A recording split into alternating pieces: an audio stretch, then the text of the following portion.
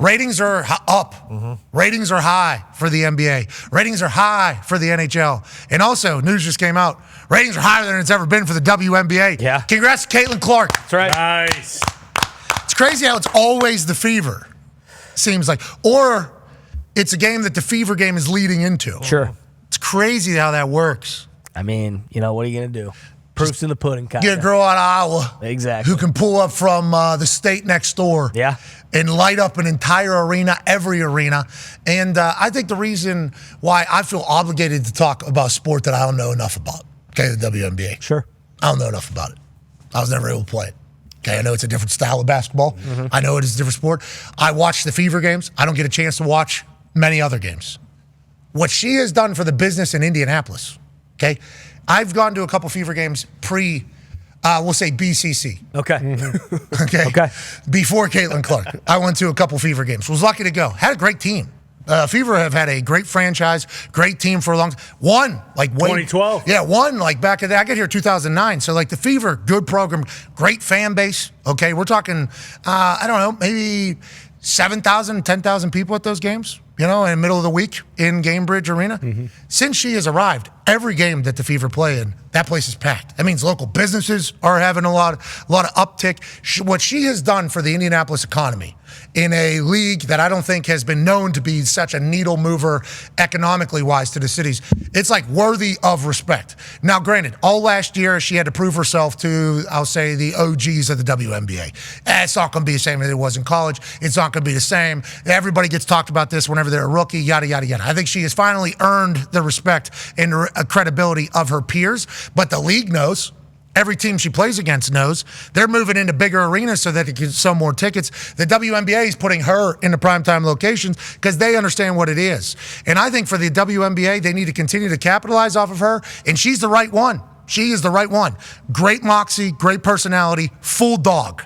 Full dog. She's been in that gym all off season. Yeah. Little clips will come out from the Fever of her just putting up 100 shots or whatever. It's all off season, all work for Caitlin Clark. We're lucky to have her here. WNBA is certainly lucky that she's there. They average either 2.5 million or 2.7 million. One of the two. The tweet said 2.5. The graphic said 2.7. And then it peaked at 3.1 million or something like that, which outdid... Yeah, the Sunday Night Baseball, which was Mets-Yankees, and that was the best Sunday Night Baseball viewership they've gotten in 7 years. I think that was 2.4 million. Okay, so I remember in the offseason, Angel Reese's podcast, they were talking about hey, we might hold out or something like that. CBA, yeah. Yeah, with the new CBA coming. Now, obviously, we are an athlete-led show that are coming from an athlete's side, sticking up for athletes more often than not. Also happen to be an okay business person. I think 10, 15 years from now, maybe 20 years from now, they'll look back at the business that this little doofus group here has done and say, oh, those dudes were probably 10 to 15 years ahead of everybody else. Respect business, love business. Been doing business since 5th grade when I was selling cigarettes for 50 cents. Sure. Okay? So I enjoy the activity. When you have a CBA, you're trying to negotiate a fair amount of money to employees from employer. That is what the goal is. When league is losing money, and you come out and say, we need more, it's just a bad look. You turn people off immediately. But there's an opportunity now with this particular season, with how things are going, especially with Caitlin getting as much. And by the way, you can be jealous or hate Caitlin, whatever you want. You should at least acknowledge that she has a chance to take us to the promised land now. Yeah. If these numbers continue to be what they are, if Caitlin Clark and the WNBA continue to outrate these other sports, Disney, ESPN, TNT, you name it, these people are going to shed out bigger deals for the TV deals. Adam Silver, obviously, commissioner of the NBA, also the commissioner, I believe, of the WNBA, is a great businessman. He's got, $8 billion or something for the NBA whenever their ratings were allegedly in decline. It's the WNBA has a chance to become a very profitable league. And I think they just need to acknowledge that it's the CC train that is going to take them there. And also the quality, the product, good. Yeah. Product is I don't know what it was like. Okay, I didn't follow everything. Once again, did go to some Fever games, BCC, enjoyed it and everything like that. But I think the sport's getting better. The eyes are getting larger. Younger kids, younger girls are watching because of her. And it's like, why not the WNBA taking a leap into becoming a profitable business for all parties, which is good for the players. So whenever you're talking about holding out and everything like that, I think you got to get to a point where there's money to be made. And then once the money is made, it's like, now we got a profitable business. Now we're running this shit. Now we don't have to do the 3-on-3. Now we don't have to worry about these other things because we see these contracts that they're signing, that Caitlin Clark signed for the WNBA, and we're all offended by it. Yeah, it's peanuts. We're all offended by it because it's like 2 suites that are being sold for one game to come watch Caitlin Clark is her entire salary. It's like, that's not fair to Caitlin Clark at all. But I think Caitlin Clark sees the bigger picture, wants to leave WNBA better than whenever she got there. And obviously, I think Angel Reese is a part of this with how big her personality is and how well she's known. But it's like, let's go. It's good for sports, the more eyes on all these things. And I think obviously, as a lot of girl dads in here, it's great that is where it's headed. But it just needs to be acknowledged by everybody that there is a driver behind it. And it happens to be a bucket from Iowa in Caitlin Clark. Yeah, that's why I just like the argument is stupid. You know, like you can say whatever you want, but it's very obvious. And I think even the WNBA as like a whole, like their front league office, I guess if you will, like they might not publicly. They have publicly though. They said, hey, all these games are primetime. Yeah, exactly. WNBA, all the Fever's games are primetime. They got more primetime games than the Lakers had. Yeah. Definitely more than the Colts have. Nationally. Definitely more than the Pacers have. Yep. Legit. And she fills up a stadium in an arena more than anybody else. And I had somebody tweet me this the other day before we talked about Caitlin's debut. You better talk about the biggest star in Indianapolis this year or whatever. And it's like, I'm not good at talking about I don't know enough about the WNBA to talk about it, but I do know enough about business. I do know enough about a superstar, and Caitlin Clark is both of those things, and she has the work ethic to back it up. Like, this isn't just going to be a flash in the pan. This is going to be for the foreseeable future because of how hard she works. And here in Indianapolis, how gettable it is, like get-toable it is in Indy. She's drawing Ohio. She's drawing Kentucky. She's drawing Illinois, Michigan. You got people traveling to Iowa. I mean, Iowa's even traveling over. You got people traveling to come watch here in Indiana, and then every other arena is the same damn thing. She has home games in every arena she goes to, and it's a wonderful thing. It is a great thing for sports, and it does feel like more and more people are starting to understand. Like WNBA, definitely, to your point, more primetime games. They get it. Yeah.